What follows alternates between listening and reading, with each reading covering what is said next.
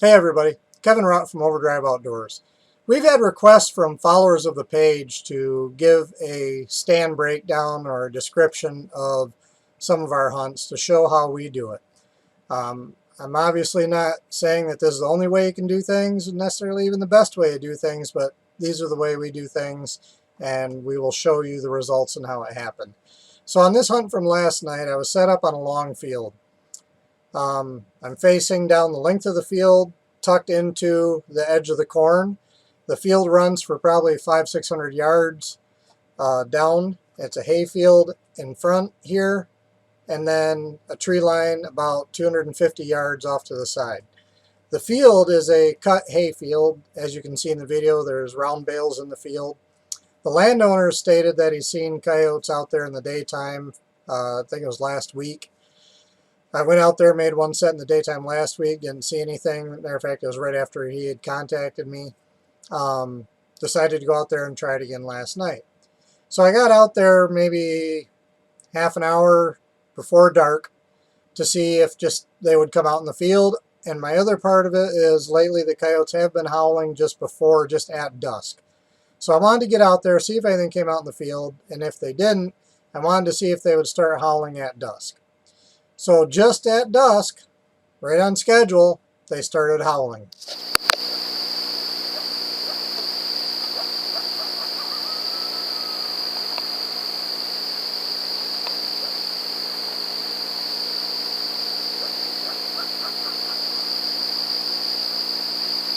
So at this point, I know the coyotes are there. I can tell from where the sound came from, roughly where they were. It sounded like some adults, and then I also heard what sounded like some pups playing, a little bit of yipping, a little bit of whining. They didn't sound like they were terribly far away. The adults were a little bit far away, it sounded like. So I played some low volume distress, didn't have any responses. Just as it got dark, I let out Tony Tebby molasses male howl. I had an immediate response from the coyotes. At that point, I decided to sit and wait. So I waited for quite a while, wasn't seeing anything, still a lot of deer in the field. So then I decided to try something different, and I threw out, I believe it was Submissive Pup by Heath Baker, and let that run for a bit. And it wasn't probably less than 5 minutes of that on low to medium volume on my Fox Pro Fusion. I had this coyote come in. He came from the farthest part away, of course. He was casual. He wasn't hard charging. I just let him come. He got to about 150 yards, which I am pretty comfortable making that shot. I ranged it with ABL on the Thor 4, made my shot, and it didn't go exactly how I wanted it to.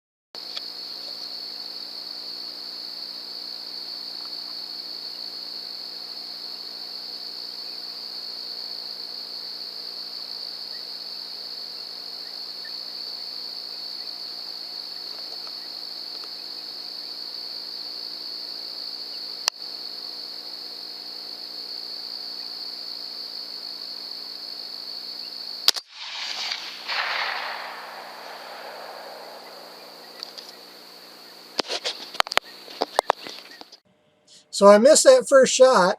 Don't ask me how. I must have pulled it just right or left. Didn't make that shot. The coyote ran off, but he didn't leave the field. He ran out a ways, and this is something that I do attribute to using a suppressor. I'm using the OSS Helix on this gun. When you're using a suppressor, the muzzle blast is muffled. I'm using full power loads. I'm not using subsonics. So the muzzle blast is muffled, but the supersonic crack of the bullet is not. But the supersonic crack of the bullet, as heard downrange, is non-directional. So they can't tell where it comes from. They just hear a snap that they don't know where it came from.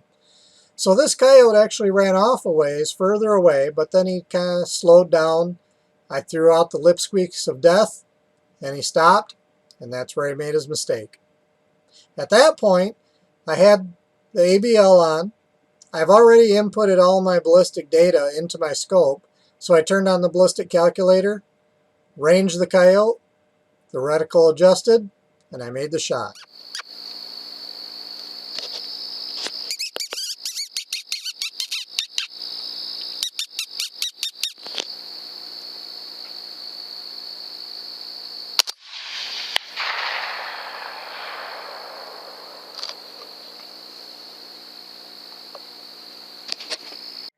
So that was a successful shot on that coyote. It ended up being a headshot, 276 yards. This was a nice adult male coyote. He was just shy of 36 pounds. I think it was like 35.63 pounds. So a good, healthy male coyote. Fur starting to improve on him. He had some worn teeth. He wasn't real old, but he wasn't a young pup either. He was a good, mature coyote, one of the ones that we like to get out of there.